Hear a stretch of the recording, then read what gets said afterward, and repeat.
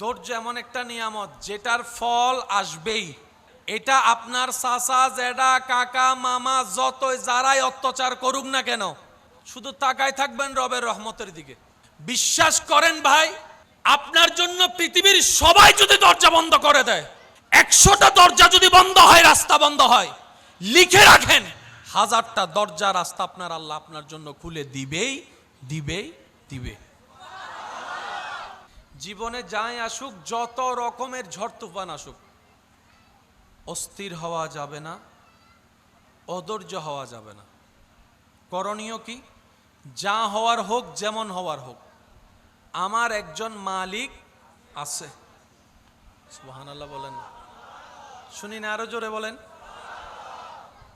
আমাদের একজন মালিক, তিনি সবকিছু দেখেন, তিনি সবকিছু শুনেন, এমন একজন মালিক আমার সাথে এখন যা হচ্ছে সব ওনার নজরে আছে। আর উনি চাইলে সেকেন্ডটাই রাত দিন হয়ে যায়, দিন রাতে রূপান্তর হয়, যিনি কোন বললে ফায়াকুন হয়ে যায়, এমন একজন মালিক আমাদের।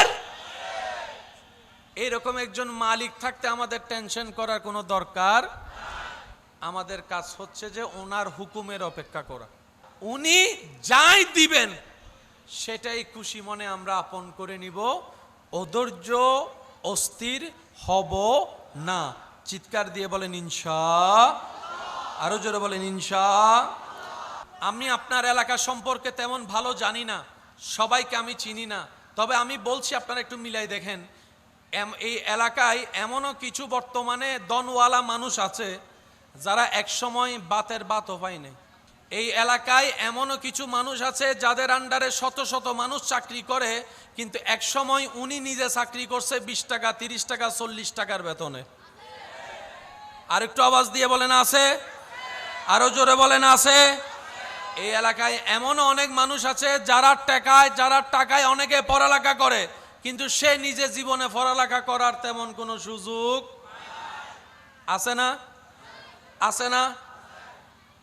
আল্লাহ কাউকে মাহরুম করে না, সবাইকে দেয়, কিন্তু দেওয়ার একটা সময়, ওই সময় যেটা সেটা আসা পর্যন্ত অপেক্ষা করার নাম হচ্ছে ধৈর্য।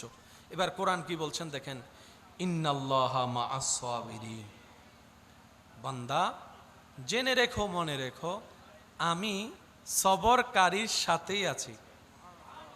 সুবহানাল্লাহ একটু বলি, যদি শব্দের গভীরতার সৌন্দর্য একটু খেয়াল করি, রব বলে যে ধৈর্য যেই ধরুক আমি তার সাথে আছি। আচ্ছা, আমি আপনাদেরকে, এটা একটু কন্ট্রোভার্সি হয়ে যাবে কিন্তু বুঝার জন্য বলি। একজন নেককার মানুষ আরেকজন গুনাহগার মানুষ, কয়জন? আল্লাহর প্রিয়কে গুনাহগার না নেককার? কিন্তু কখনো যদি ওই নেককার মানুষ গুনাহগারের উপর জুলুম করে, তখন আল্লাহ কার সাথে? নেককারের সাথে নাকি গুনাহগারের সাথে? জোরে বলেন, আরো জোরে বলেন না, কার সাথে? যদি নেককার কখনো গুনাহগারের উপর জুলুম করে, রব বলে যে আমি আজকে নেককারের সাথে নাই, আমি গুনাহগারের সাথে। কারণ মজলুম যেখানে, আমি রবের রহমতও সেখানে। বলেন না সুবহান। সেজন্য যারা আপনাদেরকে কষ্ট দিচ্ছে তারা আপনাদের উপকার করছে। 1 নম্বর উপকার, আপনাদের গুনাহ মাফ করাই দিচ্ছে।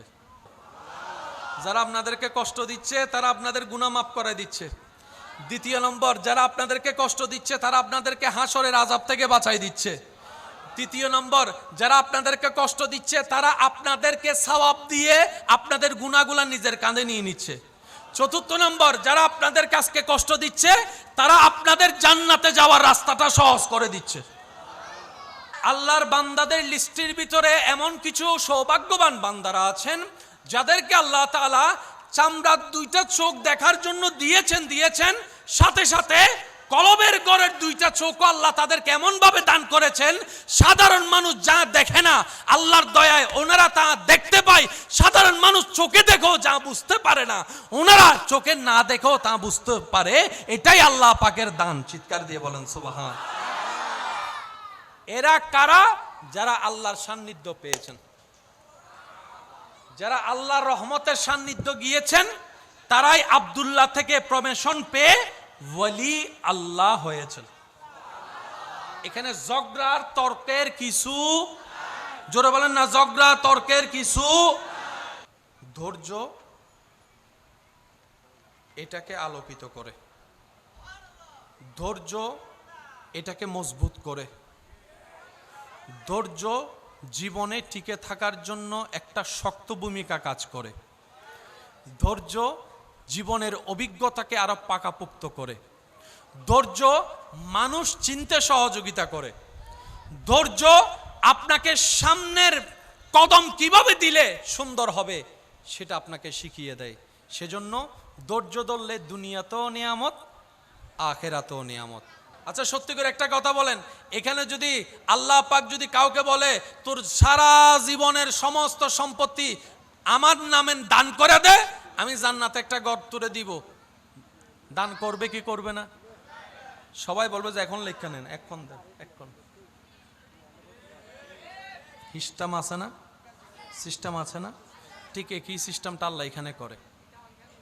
ভালোবাসার মানুষের দেওয়া মেসেজ চিঠির যত আন্তরিকতা, আকর্ষণ, ভালোবাসা থাকে, লেখাটা পড়ার জন্য,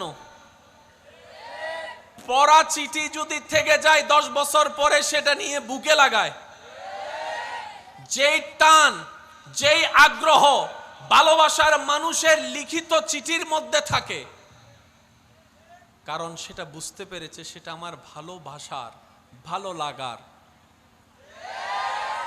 ওই রকম টান কোরআনের প্রতি লাগে না কেন? ওই রকম টান কোরআন দেখলে লাগে না কেন? ওই রকম অনুভূতি কোরআনের আয়াত দেখলে অন্তর কম্পন হয় না কেন? আমরা কোরআনকে রবের কালাম নামে চিনেছি, দুর্ভাগ্য আমাদের রবের কালামের গুরুত্ব আমরা বুঝতে পারি না। এই কথা বলেন ঠিক কিনা? সেজন্য অনেকের ঘরে গিয়ে দেখবেন কোরআনের উপর দুল পড়ে আছে। একমত হলে বুঝে বুঝে উত্তর দেন, ঠিক না বে ঠিক? অনেকের ঘরে এমনও আছে কোরআনটা মাসের পর মাস পড়ে আছে, কেউ পড়া তো দূরের কথা, স্পর্শ পর্যন্ত করার সময় হয় না। অথচ এই কোরআনের রব্বুল আলামিন এমন ভাবে সজ্জিত করে দিয়েছেন, তিবিয়ানুন লিকুল্লি শাই।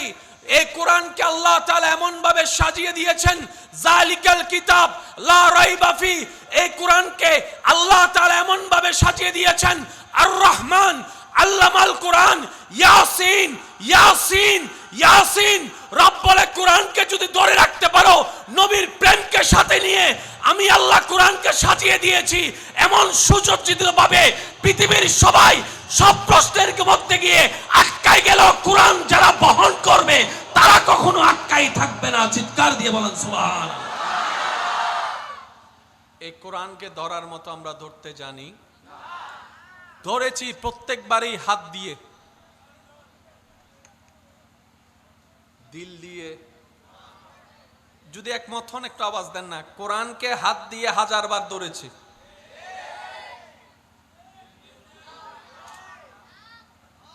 ব্যর্থতা আমাদের ওই জায়গায়। এবার আসেন, জগৎ বিখ্যাত পাওয়ারফুল ব্যক্তি যার কাছে থাকে, তার সামসাও তো এলাকায় এসে বুক ফুলাই চলে। কোন পদে নাই, সামসা সনহরার মাটিতে তার পা পড়ে না। লিডার তার কোটিপতি, সে কোটিপতি নয়, কিন্তু ওই লিডারের সাথে থাকতে থাকতে, আওয়াজ দেন না রে ভাই, সেও বিশিষ্ট দানবীর হয়ে যায়। মানুষের পকেট থেকে নিয়ে মানুষকে দান করে, অর্জন করে কামাই না। কথা বলেন ঠিক কিনা? যে জায়গায় মুসলমানের রব হচ্ছেন এমন একজন, যিনি খালিক, যিনি মালিক, যিনি রহমান, যিনি রহিম, যিনি সত্তার, যিনি গফফার, যিনি জুল জালালে ওয়াল ইকরাম, এমন একজন রব যে মুসলমানের রাহমাতুল লিল আলামিন, নবী জগতের নক্ষত্র। সুবহানাল্লাহ বলতে থাকে। যাদের আমার মতো গুনার পাল্লা ভারী, সওয়াবের পাল্লা কম, তারা জোরে জোরে বলতে থাকেন সুবহানাল্লাহ। এমন একজন নবী পেয়েছি যিনি নবী জগতের উজ্জ্বল নক্ষত্র, এমন একজন নবী পেয়েছি যিনি নবী জগতের মধ্যে রাজ মুকুট, যেমন একজন নবী পেয়েছি যিনি হাবিবুল্লাহ, যিনি রাহমাতুল লিল আলামিন, যিনি রাউফুর রহিম, যিনি ইমামুল মুরসালিন, যিনি খাতামান নবীন, যার বেড়াতে যাওয়াটা হয় মেরাজ। নবীর উম্মতের আওয়াজ লাগবে, আরো জোরে বলেন সুবহানাল্লাহ। যার বেড়াতে যাওয়াটাই মেরাজ, যার বাহনটা হয়ে যায় বোরাক, যার বাহন হয়ে যায় বোরাক, যার ঘুরতে যাওয়ার কদম রাখা হয়ে যায় জান্নাত। এইরকম একজন নবী পেলাম, ওই রকম একজন রব পেলাম, এরকম একটা কিতাব পেলাম। এত কিছু শ্রেষ্ঠ পাওয়ার পরে পিছনে কেন আমরা? প্রশ্নটা যদি নিজেকে একবার করি, উত্তরটা আসবেই এটা, রবকে পেয়েছো কিন্তু লালন ধারণ করার মতো ধারণ করতে আমরা জানিনি। নবী আমরা পেয়েছি শ্রেষ্ঠ, কিন্তু নেওয়ার মতো নিতে জানিনি আদর্শ। কোরআন পেয়েছি আমরা সত্য, কিন্তু বুকে ধারণ করার মতো ধারণ আমরা করতে জানিনি। ইসলাম ধর্ম পেয়েছি শ্রেষ্ঠ, কিন্তু মানার মতো মানতে আমি, আপনি, আমরা কেউ পারিনি। ব্যর্থতা আসলে আমাদের কারণে, নিজের পায়ে নিজে আমরা কুড়াল মেরে দিয়েছি। কথা বলেন ঠিক কিনা? দোষ কার? এ আওয়াজ ছোড়ো কি? সাম্যতুন, ফিজুনতুন, ডাইনেতুন, বামতুন, বেগুন একই আওয়াজে হনসে দোষ সার। দোষ কাদের? দোষ কাদের? ব্যর্থতা কাদের? কমতি কাদের? সব দোষের মূল না হয় রব আমাদেরকে কোনো কিছুতে কমতি দেয় নাই। বাঁচার জন্য কিডনি দরকার আছে। নিজের মধ্যে দেখেন আল্লাহ আপনাকে 2টা কিডনি দিয়েছে। আরেকটু জোরে বলেন। বান্দা আমি 2টা দিয়েছি, তোর ঘরের মালিকও 2টা জেনারেটর দিবে না ভাড়া করে? যে একটা নষ্ট হলে আমার কাস্টমাররা কষ্ট পাবে, আরেকটা দিয়ে দিলাম স্পেয়ার, দিবে না? আমি রব দিয়েছি 2টা কিডনি, সুন্দরভাবে তাল মেলে 50-50 চলবে। কোনো কারণে যদি একটা, তোর সমস্ত ব্যর্থতার কারণে যদি কোনো কারণে একটা নষ্ট হয়েও যায়, আরেকটা দিয়ে চালাই নিতে পারবি, আরেকটা দিয়ে চালাই নিতে পারবি। দেখার জন্য চোখ দরকার, একটা দিয়েও দেখা যায়, আরেকটা দিয়েও দেখা যায়। রব বলে যে আমি একটা দিব না, 2টা চোখ দিয়ে দিলাম দেখার জন্য। সুবহানাল্লাহ। বান্দারে শোনার জন্য কেউ তোরে ডান থেকে ডাকবে, কেউ তোকে বাম থেকে ডাকবে, কেউ তোকে সামনে থেকে ডাকবে, কেউ পিছন থেকে ডাকবে, কেউ কর্নার থেকে ডাকবে। কোন দিকের আওয়াজ আসলে কোন দিকে তাকাবি সেটা শোনার জন্য কানের দরকার। আমি রব তোকে 2টা কান দিব, একটা দিব না। এক সাইডে শুনবি আর এক সাইডে শুনবি না আমার বান্দা, তা হতে পারে না বান্দা। তোকে আমি কানও 2টা দিয়ে দিলাম। সুবহানাল্লাহ। পাও তোকে 2টা দিলাম, হাতও তোকে 2টা দিলাম। বান্দারে স্পেয়ার করে আমি এমন ভাবে তোর ভিতরে দিয়েছি যাতে তোর এই গুনাহ কোনো কিছুর মধ্যে কমতি জিনিসটা অনুভব না হয়। আমি রব আহসানুল খালক তোকে সুন্দরভাবে সজ্জিত করে দিয়েছি। বলেন সুবহান। আসেন, দাড়ি পাল্লার নিয়ম কি? যতটুক জিনিস ততটুক, এটাকে কি বলেন আপনারা? বাটকারা। বাটকারানি বলেন না? হর ওই তারা কি? শিল শিল শিল বাটকারা, শিল বাটকারা। এদিকে যদি 50 কেজি হয়, এদিকে থাকবে 50 কেজির শিল, তখন কাটা হবে। একটু সবাই বলেন কাটা হবে। 50 কেজি ওলা চাউল, এদিকে যদি 40 কেজির শিল হয়,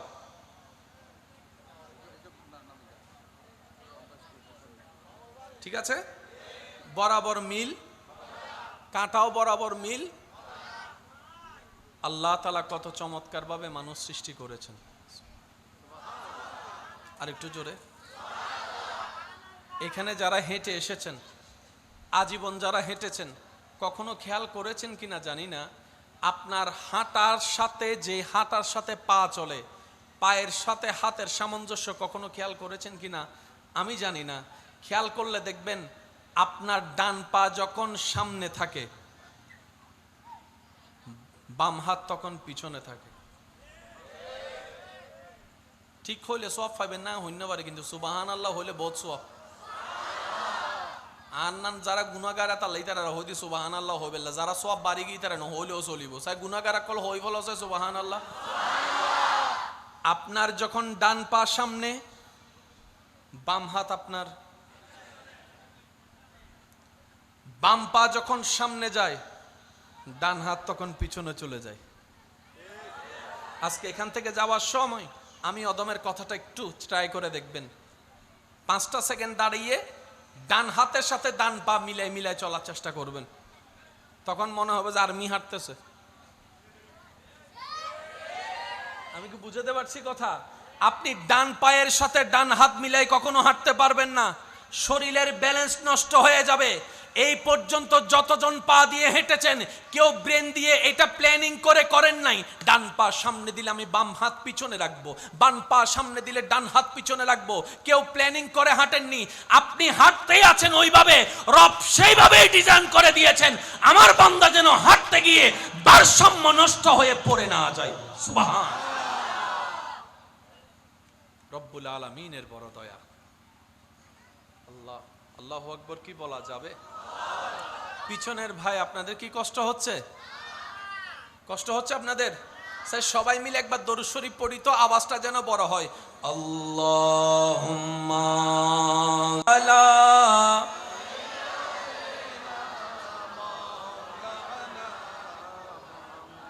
ওয়া আলা আলি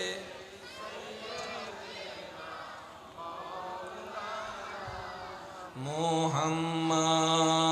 আল্লাহুম্মা সাল্লি আলা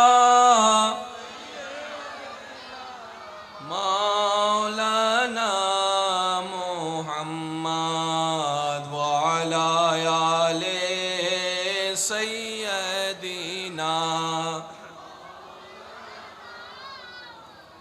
সবাই একবার বলি মারহাবা। এগুলো একটু জানার বোঝার দরকার আছে না নাই?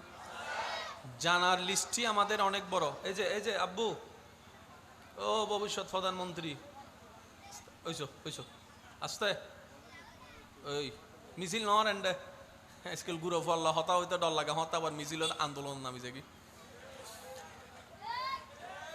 আচ্ছা এই বাধ্য হয় আবার হতা উঠকে যাবে, বুঝলে না? একবার বলি মারহাবা। একটু খেয়াল করেন, আমরা অনেক কিছুই জানি, এখানে আছে। মনে রাখবেন, পৃথিবীর মানুষের কাছে সবচাইতে দামি জায়গার নাম হচ্ছে মাথা। মানুষের কাছে সবচাইতে দামি জায়গার নাম কি?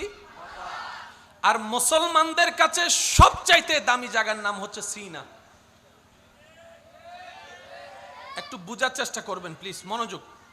মুসলমানদের কাছে আর মানুষের কাছে পার্থক্যটা, সব মানুষের কাছে দামি জায়গার নাম আরো জোরে। সেজন্য আমার যুবক ভাইরা অনেকবার শুনেছে, বড় বড় বিজ্ঞানীরা মারা যাওয়ার পরে তাদের ব্রেন নিয়ে গবেষণা করা হয়েছে। মানুষের কাছে দামি জায়গার নাম মাথা, মুসলমানদের কাছে সবচাইতে দামি জায়গার নাম।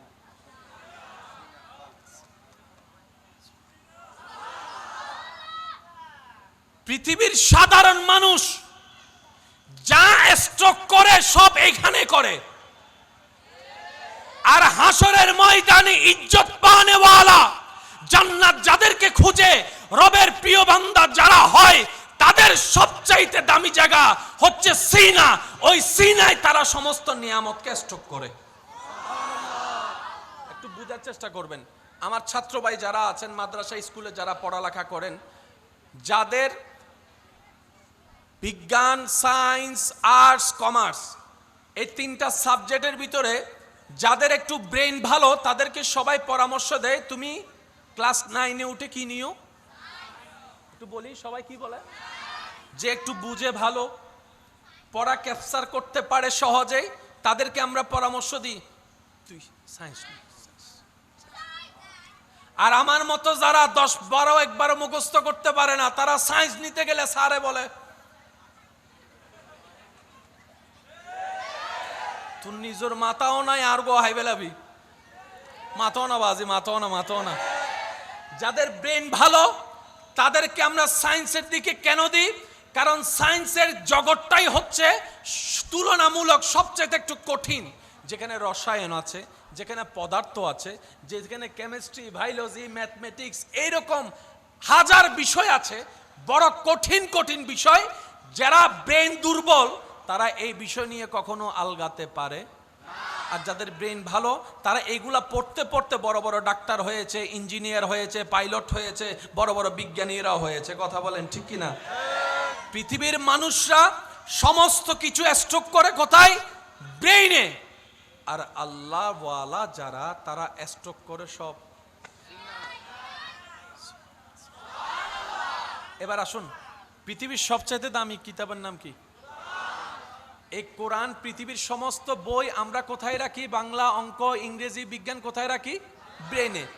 আল্লাহ তাআলা কোরআনকে নাজিল করেছেন নবীর ব্রেনে না অন্তরে? আমি শুনি না, একটু জোরে বলেন তো, আরো জোরে বলেন।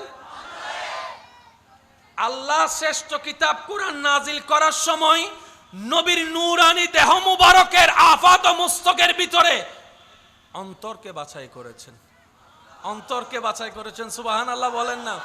সেজন্য আপনার এলাকায় মনে রাখবেন, এটা যত কোরআনে হাফেজ আছে, যাদের অন্তরে কোরআন, আপনারাই বলেন অন্তরে কোরআন, অন্তরে কোরআন।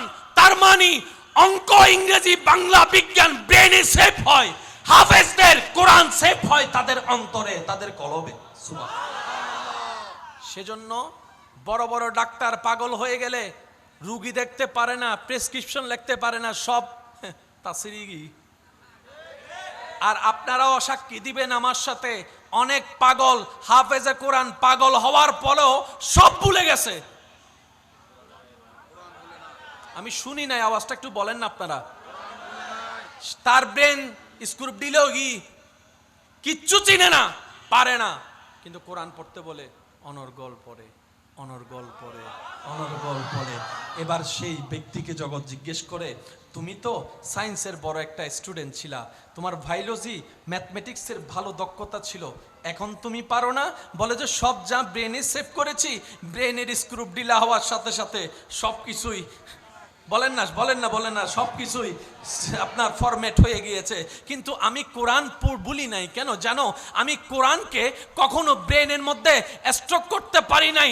রব বলে যে পৃথিবীর সব জ্ঞান ব্রেনের মেমোরি কার্ডে থাকবে, আমি আল্লাহর কোরআন ক্যাপচার মতো করার মতো ক্ষমতা ব্রেনের নাই, সেটা একমাত্র কলবের মধ্যে আমি আল্লাহ দান করে দিয়েছি। সুবহানাল্লাহ।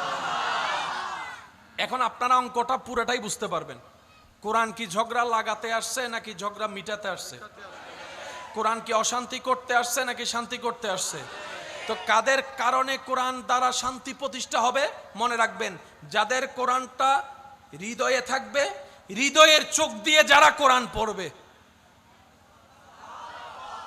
কোরআনের সাথে কানেকশন কি ব্রেইনের না হৃদয়ের? একটু সবাই বলেন না, কোরআনের সাথে কানেকশন কি ব্রেইনের না হৃদয়ের? ব্রেন দিয়ে কোরআন বোঝা যাবে। আপনি আমি কোরআন যতবার খুলি না, তার চাইতে অনেক বিজ্ঞানী বিধর্মীরা এর চাইতে বেশি কোরআন খোলে,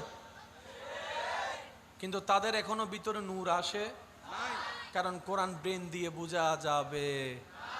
সেজন্য আল্লাহ তাআলা আমাদেরকে পরামর্শ দিয়েছেন, ওয়াকুনু মা'আস সাদিকিন, নামাজি নামাজ পড়ে আমার বন্ধুর সাথী হয়ে যাও। সুবহানাল্লাহ, আরো জোরে বলতে হবে। রোজাদার রোজা রেখে আমার বন্ধু প্রিয় মানুষ তালাশ করে তাদের সাথী হয়ে যাও। রব তোমার প্রিয় বান্দা কারা? তোমার প্রিয় বান্দা কারা? রব বলে যে যাদের সিনা আলোকিত হবে তারাই আমি রবের প্রিয় বান্দা। এবার সত্যি করে একটা কথা বলেন, আমাদের চেহারা মোটামুটি ফরজ আছে, কা ফরো গরিও ফরত আছে না? আল্লাহ দিলে মোবাইল টোবাইলের মধ্যে কেনা স্ট্যান্ডার্ড আছে না? কিন্তু হৃদয় আলো না আন্ধার? আর গান আন্ধার, অনর গান না হন না। আর হৃদয় কি আলো না আন্ধার? এখানে জোর হন না। আর হৃদয় কি আলো না আন্ধার? বক্তকল হৃদয় আন্ধার, ডাক্তার হৃদয় আন্ধার, বক্তা নেতার হৃদয় আন্ধার, আল্লাহর ওলিয়কল হৃদয় কেন জোর হন না সুবহানাল্লাহ। আল্লাহ তাআলা আমাদেরকে ইসলাম বুঝার তৌফিক দান করুক। এদুন মানুষ অত্যনে সিদে ও আল্লাহ রে ওয়াটা নয়শো এত সিবি হলে করুণা হয়তো মোকারম বাড়ির নামে তারপর মামলা করে দিব। একবার সবাই মিলে দরুদ পড়েন, আল্লাহুম্মা সাল্লি আলাইহি।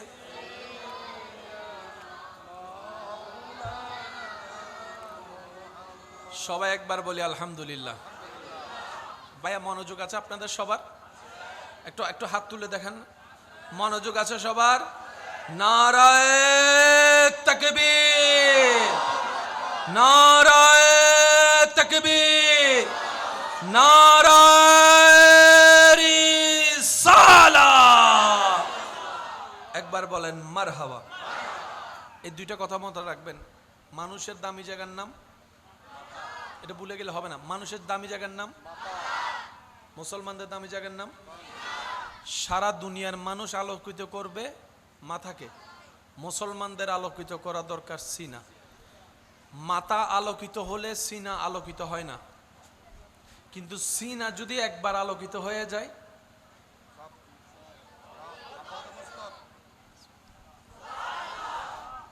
ইন্না ফিল জাসাদে মুদগাতু, রসুল পাক সাল্লাল্লাহু আলাইহি ওয়াসাল্লামের হাদিসে পাককে যদি একটু প্রেমের চোখ দিয়ে দেখে গবেষণা করে দেখেন, তাহলে দেখবেন এই জায়গাটা সবচাইতে দামি জায়গা। আচ্ছা, ওনার এলাকার মধ্যে কেন হতা ফসলন তাইলে কেন হইন আবে সাবকল যারা কোরআনে হাফেজ হয় তারা মানুষ একখান হতা হয়, ওরা মূল্যে মেডিয়ে বেগিন হাই ফেলাই আবেজর সিডেঙ্গে যারাই তারা হ বাজি রঙ্গকল সুখ করি তা হ গ্রাম্য মানুষের একখান হতাল দি ফসলন আবে সাবর বেগিন হাই মাথন বাজি কি হদে আবে সাবকল কি না হয়।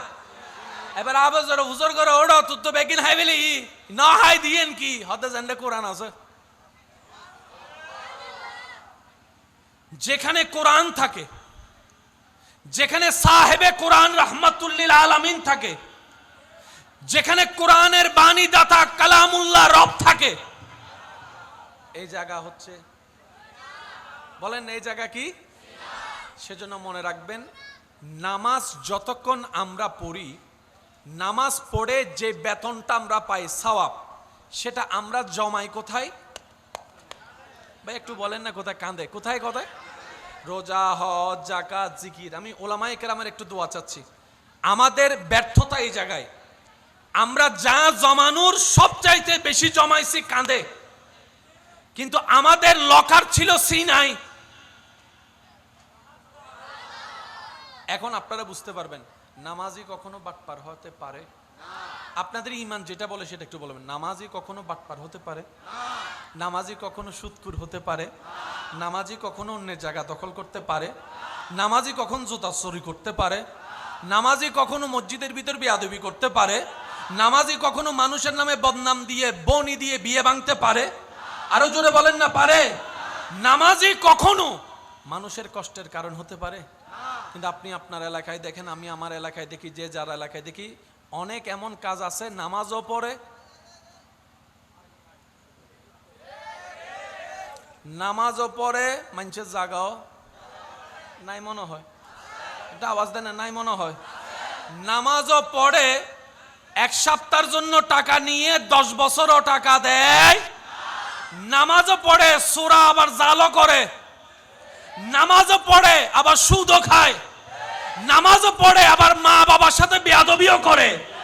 নামাজও পড়ে, আবার ভাইয়ের সম্পত্তিও দখল করে। নামাজও পড়ে, মানুষের রাস্তাও দখল করে। নামাজও পড়ে, মানুষের পানি বন্ধ করে দেয়। নামাজও পড়ে, হজও করে আসছে, নামের আগের আলহাজও আছে, আবার বাটফারির মধ্যে 1 নম্বরও আছে। এবার আমি আপনাকে প্রশ্ন করি, নামাজিতে এগুলা হতে পারে না, আর এগুলা যারা করে তারা কখনো নামাজি হতে পারে না। আরে ব্যাপারটা কোথায়? ব্যাপারটা কোথায়?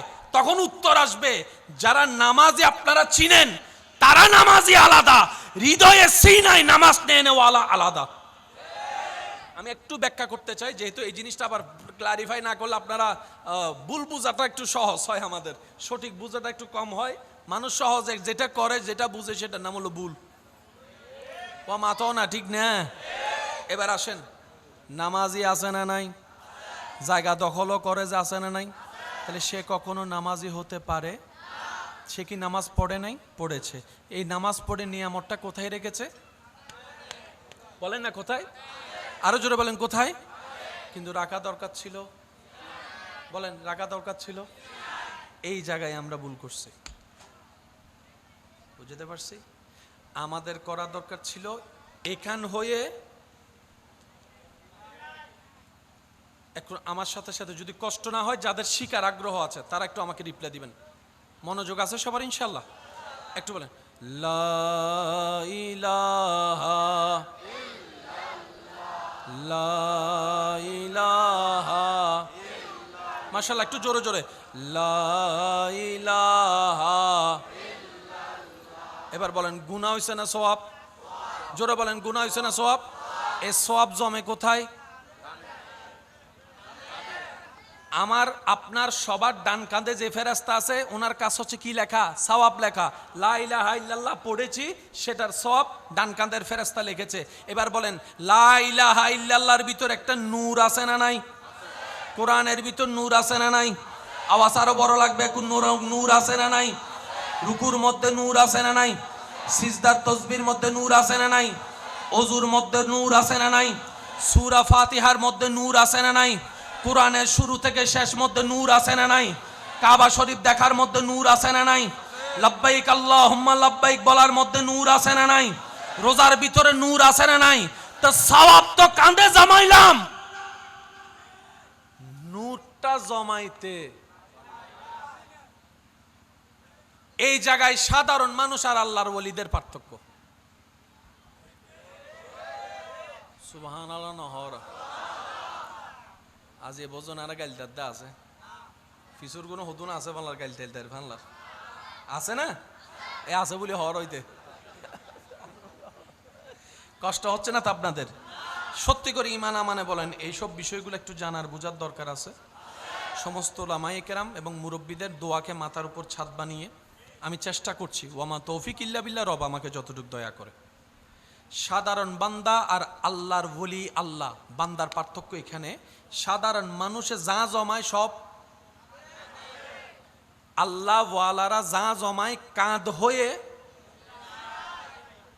সেজন্য আমরা কোরআন পড়ি, আমাদের অর্থ হয় একরকম।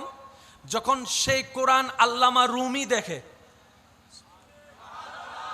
সুবহানাল্লাহ, আমি এখনো শুনি নাই, সেই কোরআনের আয়াতের উপর যখন জালালউদ্দিন সুয়ুতির নজর পড়ে, সে কোরআনের আয়াতের উপর যখন পীরানে পীর দস্তগীর আব্দুল কাদের জিলানির নজর পড়ে, সে কোরআনের আয়াতের সামনে আয়াত যখন হিন্দাল ওয়ালি গরিবে নামাজের সামনে চলে আসে, সেই কোরআন যখন ইমাম গাজ্জালি পড়ে, তখন অর্থ হয়ে যায় ভিন্ন, শূন্যওয়ালা হয়ে যায় ভিন্ন, তাফসীর হয়ে যায় ভিন্ন, ব্যাখ্যা হয়ে যায় ভিন্ন। আরে পার্থক্যটা কোথায়?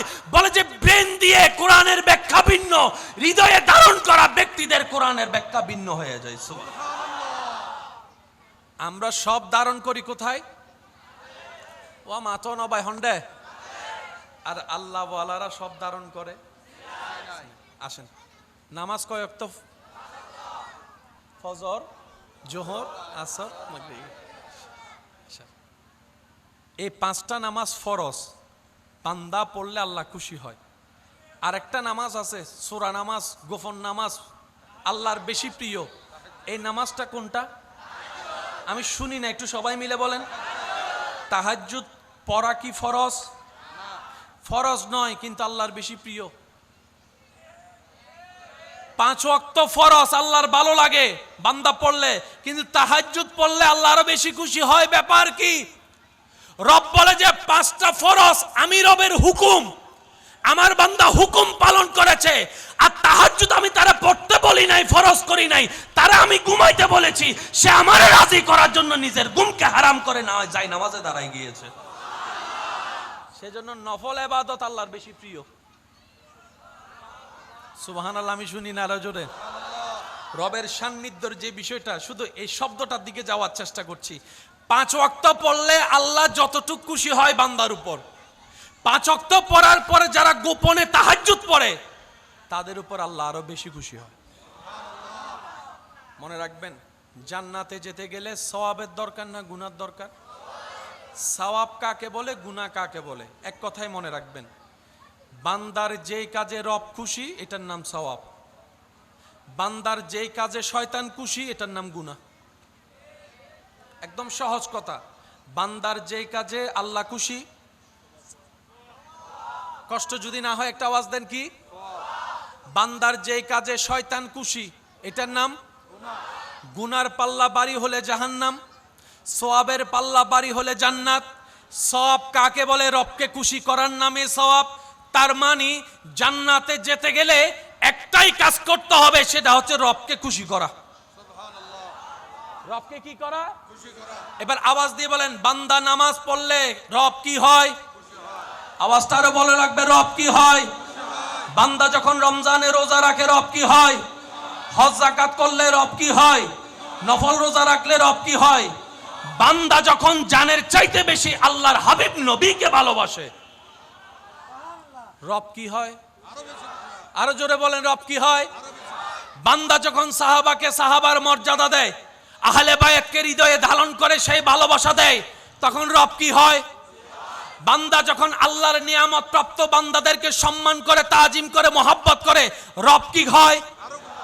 বান্দা যখন মা বাবাকে সম্মান করে, রব কি হয়? এর রব খুশি হলে হয় সওয়াব। অঙ্ক জটিল নয়, শুধু একটু বুঝতে হবে যে 2 যোগ 2 ওয়ান মাতা আরো জোরে 2 যোগ 2। এই অঙ্ক যত সহজ, এর চাইতে আল্লাহ ইসলামকে সহজ করেছেন। ইসলামকে বেজার লাগাইছে, কিন্তু ইসলামে না। এই দোষী না নহদ দোষ ডাইরেক্ট শুভ গিয়ে আরো জোর অহম পরিব দোষার বেজার লাগাইছি, ফেঁস লাগাইছি, গুতাগুতি করছি। ইসলামের মধ্যে বিন্দু পরিমাণ কোনো বেজাল। আল্লাহ পাক আমাদের সবার সিনাকে আলোকিত করুক। কি চমৎকার ভাবে আল্লাহ ইসলাম সাজাইছেন, কিভাবে বুঝাই ভাই আপনাদেরকে।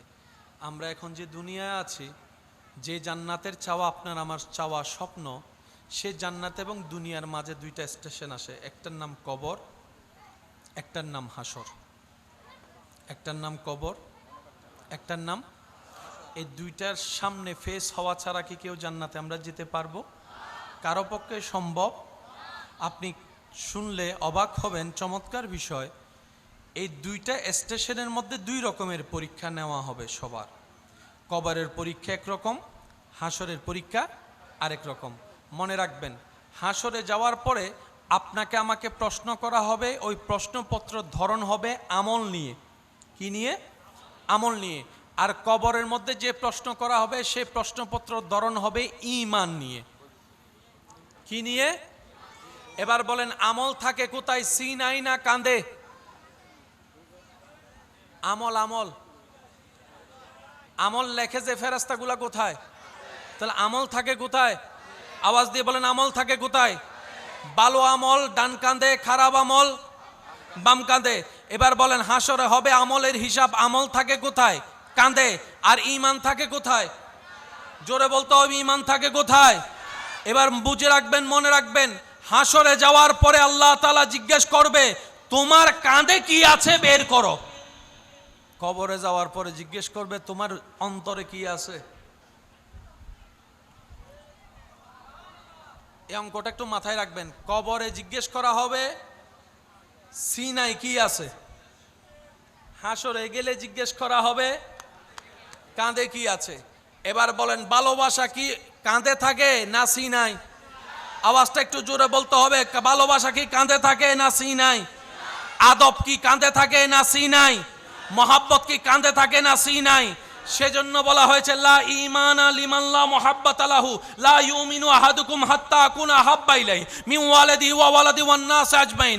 আমার ভাইয়ের যে তাকদীরের মধ্যে তেলাওয়াত শুনেছেন, ইন কুনতুম তুহিব্বুনাল্লাহ ফাত্তাবিউনি ইউহিব্বুকুমুল্লাহ, সমস্ত কিছুকে অ্যানালাইসিস করে দেখবেন নবীর ভালোবাসার প্রতি আল্লাহ যে তাগিদ দিয়েছে।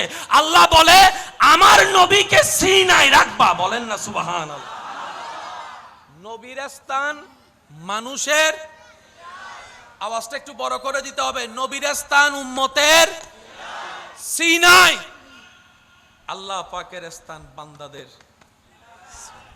সিনাতে, কবর পার, কাঁধের হিসাবে জান্নাত হলে, নেক আমল হলে হাসর পার হয়ে যাবে। বলেন না সুবহানাল্লাহ। কবরে হাসরে কি হবে আমার, আছি গো ডুবে আমি পাপেরি সাগরে, না জানি কি হবে ও পারে হাসরে। সবাই কি আওয়াজে, আছি গো ডুবে আমি পাপেরি, না জানি কি হবে ও পারে, তোমারি সুপারিশ বিনে কেমনে হব পার, কবরে হাসরে কি হবে। দেখি শেষবারের মতো সবাই, কবরে কি হবে আমার, মুসিবতে না পাই যদি, মুসিবতে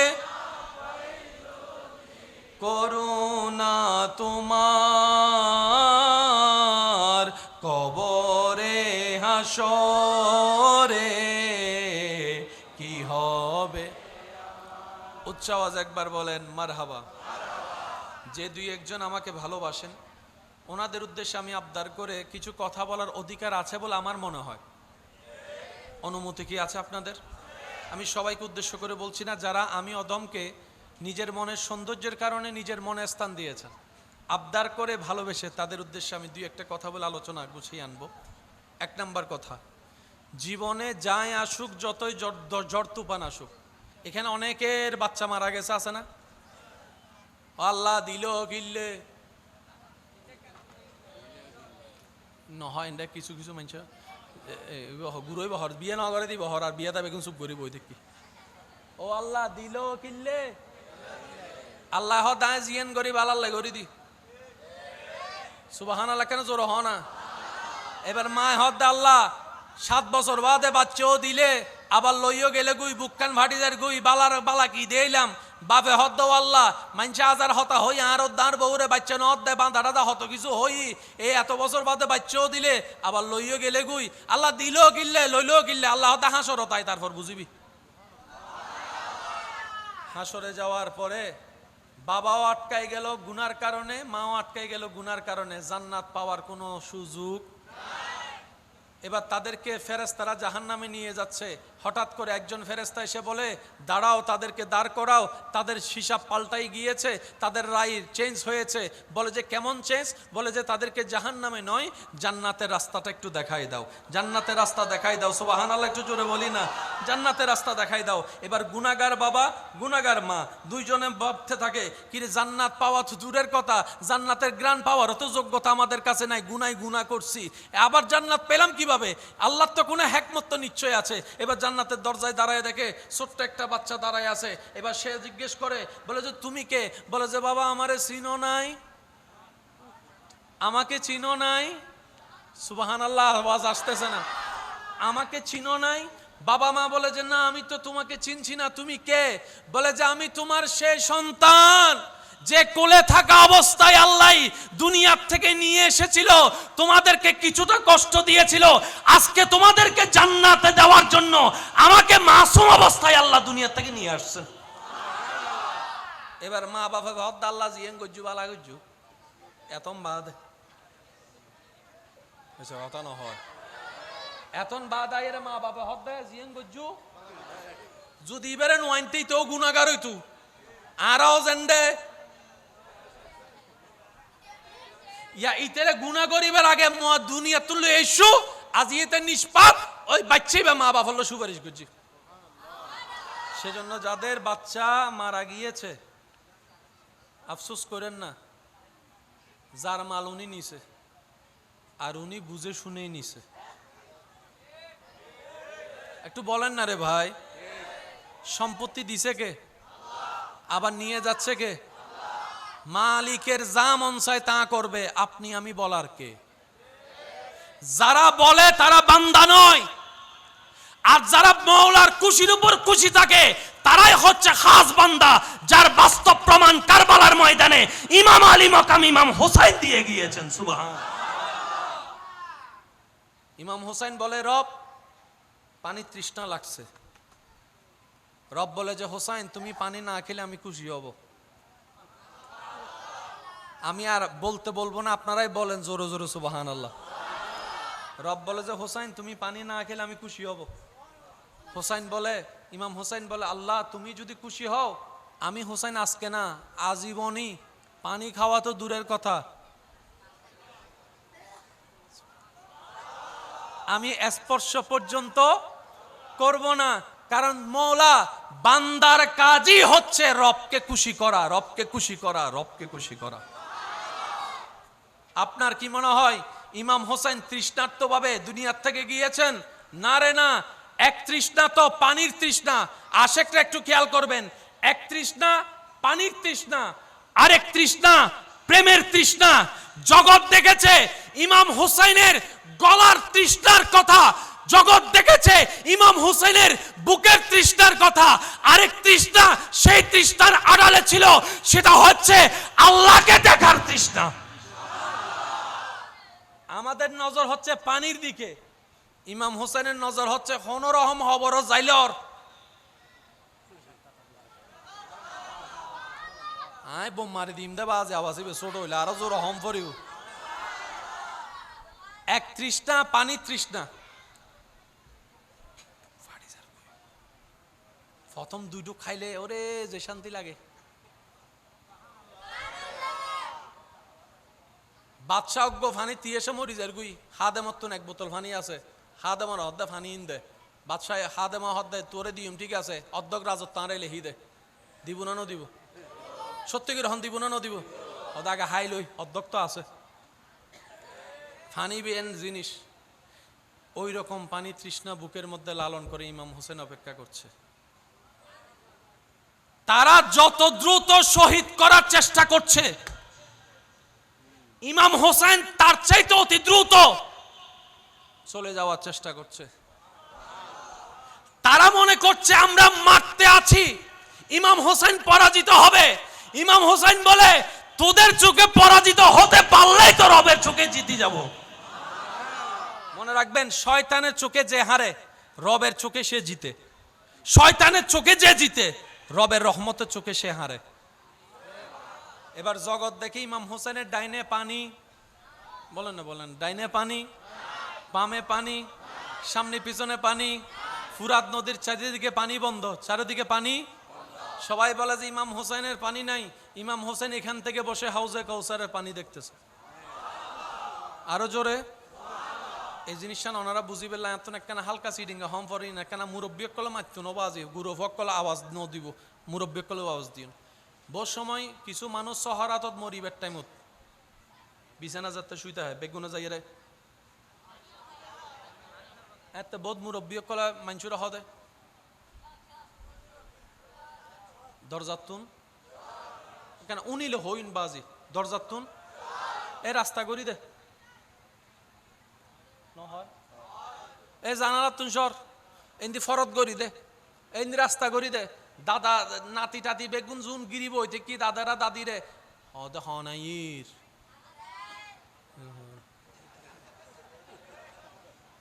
আর দাদি হারে সত্য হর হাল্লাই সত্য হর আগা মাথা কিছু তো তো ফিজুতন দাদার গো ডাক দে হদে ইন্নু বুঝে তোরা বিজ্ঞান ওয়ালা কলে ইন বুঝদিনি ইন দিলু ওয়ালা কলে বুঝে দে সর সর সর।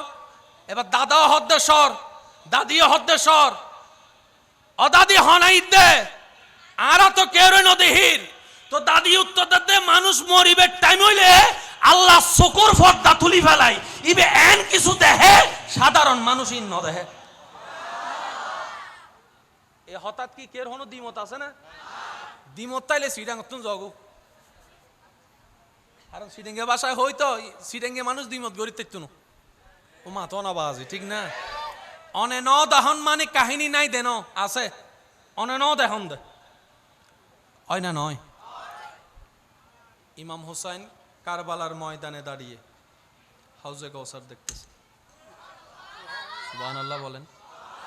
যুদ্ধের ময়দানে একজন সাহাবা শহীদ হয়েছেন, একটু খেয়াল করবেন, শরীর মোবারকে তীর ঢুকছে, রক্ত প্রবাহিত, সামনে ছুরির আঘাত হয়েছে, পেট কেটে গেছে, প্রায় জীবন দুনিয়ার হায়াত শেষের পথে। তো ওনাকে কয়েকজন ধরে বসে আছেন, ওনার চেহারায় এমন আলোকিত, এমন হাসি, আর একটু জোরে বলেন না সুবহানাল্লাহ।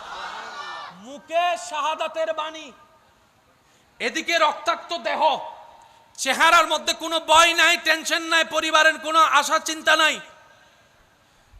উনি বলে আমি এখান থেকে বসে জান্নাতের চৌকাঠ দেখতে পাচ্ছি। আল্লাহু আকবার।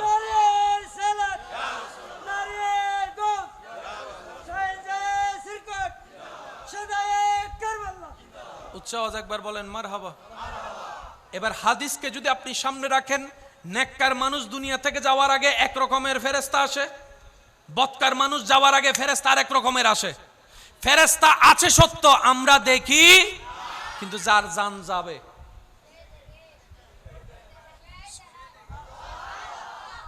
আমরা দেখি না, উনি দেখে কেন? আমরা দেখার আর না দেখার মাঝখানে একটা পর্দা আছে। যখন টাইম হয় পর্দাটা আল্লাহ তুলাই দেয়, কারণ উনি দেখলো আর কোনো লাভ নাই, তো কারণ টাইম তো শেষ, বলবে আর কি।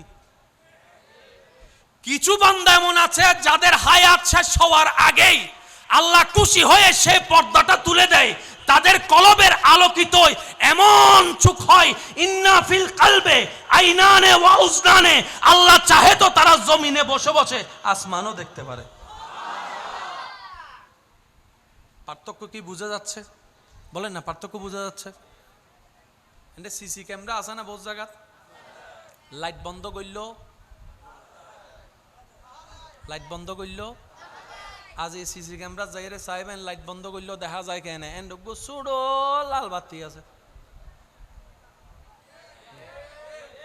এবার নাইট ভিশন এরই, নাইট ভিশন ছোড়ো কি আছে, লাল বাতি আছে।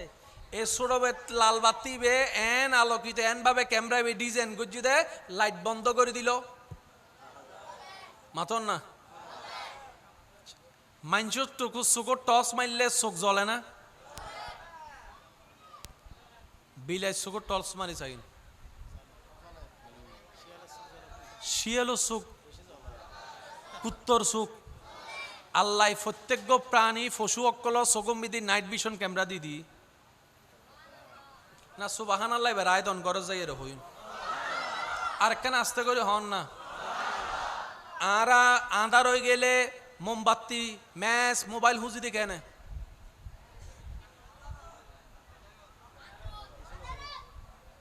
আর জীবনত ফরালাখা ন ঘরে ল্যান্ডাতা হাতে ঘুরতে হইবে, আঁধারের ভিতরে আঁটি ধরবি, মাথো না বাজি, মাথো না। এ কুত্তরে ধরি হুজুর ঘরে ওটা বেহাইয়া বেসরম ফ্যান সারা গোর জ্বর হন্ডে হতে বাড়ি যাই দি, তো রাস্তা তো আন্ধার, হতে নাইট ভিশন আছে। সুবহানাল্লাহ, আরো জোর হন আবার। এটা লাইট কুত্তর সগত, বিলাই সগত, ইয়েলো সগত, লাইট ফইলেই সগিবে। ইবে নাইট ভিশন। কি ভিশন? কারণ জোর হন না, কি ভিশন? আরা সগতিবে, আরা সগতিবে। কিন্তু আল্লাহর কিছু এন বান্দা আছে, আল্লাহ তার আর কলবদমিদি নাইট ভিশন দিবিলি। সুবহানাল্লাহ। যদি এবার ছোট হয় ডাইরেক্ট বোম মারি দেয়, হইতে দিয়ে পারে জোর জোর হম পড়িব। সুবহানাল্লাহ। আল্লাহর বান্দাদের লিস্টের ভিতরে এমন কিছু সৌভাগ্যবান বান্দারা আছেন যাদেরকে আল্লাহ তাআলা চামড়ার দুইটা চোখ দেখার জন্য দিয়েছেন, সাথে সাথে কলবের গড়ের দুইটা চোখ আল্লাহ তাদের কেমন ভাবে দান করেছেন। সাধারণ মানুষ যা দেখে না, আল্লাহর দয়ায় ওনারা তা দেখতে পায়। সাধারণ মানুষ চোখে দেখেও যা বুঝতে পারে না, ওনারা চোখে না দেখেও তা বুঝতে পারে। এটাই আল্লাহ পাকের দান। চিৎকার দিয়ে বলেন সুবহান। এরা কারা? যারা আল্লাহর সান্নিধ্য পেয়েছেন, যারা আল্লাহর রহমতের সান্নিধ্য গিয়েছেন তারাই আব্দুল্লাহ থেকে প্রমোশন পেয়ে ওয়ালি আল্লাহ হয়েছেন। এখানে ঝগড়ার তর্কের কিছু, জোরে বলেন না, ঝগড়া তর্কের কিছু। আল্লাহ আমাদেরকে ইসলাম বুঝার তৌফিক দান করুক। 5 ওয়াক্ত নামাজের সাথে আপন আপন জায়গায় শত ব্যস্ততার ভিতরে নামাজের সাথে বন্ধুত্ব রাখার তৌফিক দান করুক।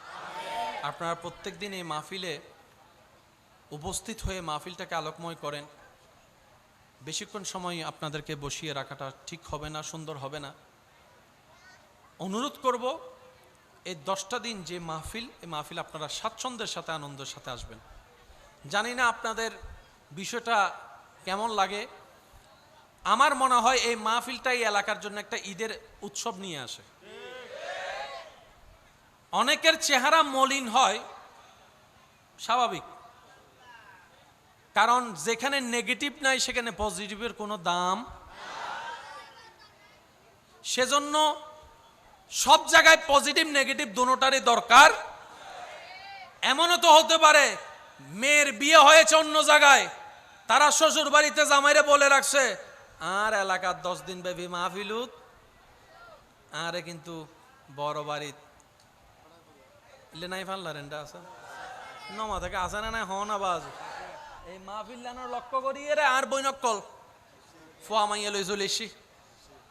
তাহলে ইয়েন শুধু এন একখান মাহফিল ন, ইয়েন একখান ভ্রাতৃত্ব বন্ধনের উজ্জ্বল নক্ষত্র, উজ্জ্বল উপমা। এই মাহফিল লানোরও যদি অনহন আর মাহফিল তাহলে জামিলে হম ফরিবদি ইয়েন এই আওয়াজ ইবেন হত কেন জোর হন আওয়াজে এখন আওয়াজ দিয়ে হসে মাহফিল ইয়েন হারার মাহফিল। এই আর ভিতর বেগুন আছে না, জীবেন না খুসকার ইবো আছে, মাতো না জীবেন না খুসকার ইবো আছে। হারান মাহফিল ইয়েন আর মাহফিল নয়, আরা বেগুনুর মাহফিল। আল্লাহ আরা বেগুনুর বুঝিবে তৌফিক দান করুক। এই মাহফিলকে আল্লাহ পাক দিন বদিন আরো তরক্কি দান করুক। শেষ কথায় আমি আপনাদের সামনে উপস্থাপন করে এরপরে ইনশাল্লাহ মিলাদ কিয়াম হবে, এরপরে ইনশাল্লাহ মোনাজাত হবে। শেষ কথা বলে আমি আপনাদের থেকে বিদায় নিচ্ছি। কথাটা একটু মনোযোগ দিয়ে শ্রবণ করবেন। ধৈর্য এটাকে আলোকিত করে, ধৈর্য এটাকে মজবুত করে, ধৈর্য জীবনে টিকে থাকার জন্য একটা শক্ত ভূমিকা কাজ করে, ধৈর্য জীবনের অভিজ্ঞতাকে আরো পাকাপোক্ত করে, ধৈর্য মানুষ চিনতে সহযোগিতা করে, ধৈর্য আপনাকে সামনের কদম কিভাবে দিলে সুন্দর হবে সেটা আপনাকে শিখিয়ে দেয়। সেজন্য ধৈর্য ধরলে দুনিয়াতেও নিয়ামত, আখেরাতেও নিয়ামত। আল্লাহ তাআলা আমাদের সবাইকে বুঝার তৌফিক দান করুক, আমিন। 5 ওয়াক্ত নামাজ পড়ার চেষ্টা করব, সবাই বলি ইনশাআল্লাহ। বড়দেরকে সম্মান, ছোটদেরকে স্নেহ করার চেষ্টা করব, সবাই বলি ইনশাআল্লাহ। আর মা বাবার যত পারি সেবা করার চেষ্টা করব। কার কার মা নাই একটু হাত তুলেন, যার মা নাই, মা নাই। যার বাবা নাই একটু হাত তুলেন, বাবা নাই। আল্লাহ আপনাদের সবার মা বাবা কবরের বাসী হয়েছেন, আল্লাহ তাদেরকে জান্নাতের ফুল দ্বারা সজ্জিত করুক, আমিন। যাদের মাথার উপর এখনো মা বাবার ছায়া আছে তারা হাত তুলেন। মাও আছে, বাবা। আমরা মা বাবার সেবা করার চেষ্টা করব, সবাই চিৎকার দিয়ে বলেন ইনশাআল্লাহ। নিজের জীবনে পারতবশত কখনো মা বাবার সাথে বেয়াদবি, বড় গলায় কথা বলবো, মা বাবার চোখে পানি আসবে এমন কোন কাজ করব, নিজের উপর হাজার কষ্ট হোক মা বাবার মুখে হাসি ফুটানোর চেষ্টা করব। চিৎকার দিয়ে সবাই বলেন ইনশাআল্লাহ, ইনশাআল্লাহ, ইনশাআল্লাহ। আর যদি কখনো অসতর্কতা বশত ভুল হয়েও যায়, মা বাবাকে কষ্ট দিয়েও ফেলি, রাতের বেলায় কি ধরে বলে না, কি ধরে, মা বাবার যার সাথে বেয়াদবি হোক ফাটা ধরে, মাফ করে দেন আমারে, ভুল করছি। লজ্জা লাগবে? ফেস্টিস কোনো ফামসার হবে? মাথা কোনো নিচু হবে? এমনও হতে পারে আপনার এই মাপ চাওয়ার কারণে আল্লাহ তাআলা আপনার সামনে রিজিকে বরকতে বরকতে এনে দিবে। আল্লাহ চাইলে পারে, বলেন আল্লাহ চাইলে পারে। আর মাকে বলবেন, বাবাকে বলবেন, ওই তাহাজ্জুদ নামাজ পড়তে উঠলে বলতে পারবেন ইনশাআল্লাহ, মা বাবার থেকে দোয়া চাইবেন। স্বামী যারা আছেন স্ত্রীকে বলবেন তাহাজ্জুদ নামাজে আমার জন্য দোয়া করতে। স্ত্রী স্বামীকে বলবে তাহাজ্জুদ নামাজে তুমি আমার জন্য দোয়া করবা। দেখবেন এই সংসারে সাদ না থাকলেও রহমতে ভরপুর এবং ভালোবাসায় ভরপুর হয়ে যাবে। বলেন সুবহান। আল্লাহ পাক আমাদের সবাইকে কবুল করুক, আমিন। ইয়া নবী সালাম,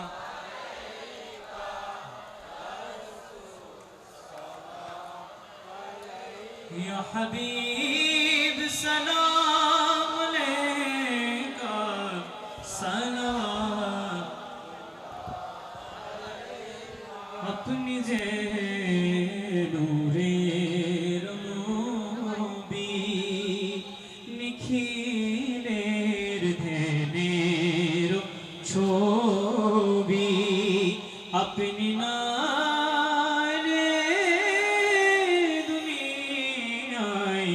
आधारे डूबी तो शोबी या नबी सलाम अलैका या रसूल सलाम अलैका या हबीब सलाम अलैका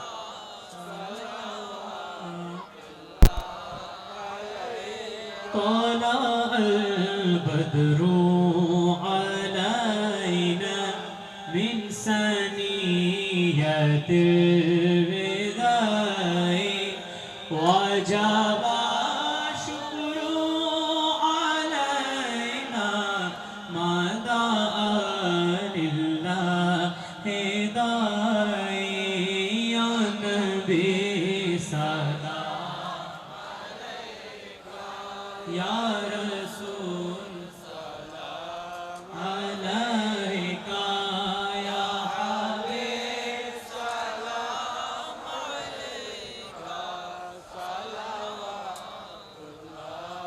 अलैका शहरियारे इरम ताजेदारे हरम शहरियारे इरम ताजेदारे हरम नौबहारे शफाअत पे लाखों सलाम मुस्तफा जाने रहमत पे लाखों सलाम शम्ए बज़ में हिदायत पे लाखों सलाम हम फकीरों के आका पे बेहद दरूद हम फकीरों के आका पे बेहद दरूद हम फकीरों के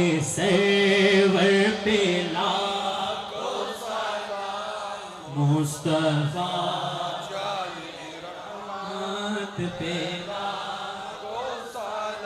जिसने हक करबला में अदा कर दिया जिसने हक करबला में अदा कर दिया अपने नाना का वादा वफा कर दिया अपने नाना का वादा वफा कर दिया सब कुछ उम्मत के खातिर फिदा कर दिया सब कुछ उम्मत के खातिर फिदा कर दिया उस हुसैन इब्न हैदर पे लाखों सलाम उस हुसैन इब्न हैदर पे लाखों सलाम मेरे हुसैन लीजिए सलाम मेरे हुसैन लीजिए सलाम अस्सलाम या हुसैन अस्सलाम या हुसैन अस्सलाम या हुसैन अस्सलाम या हुसैन ये बात किस कदर हसी इस कदर हंसी जो कह गए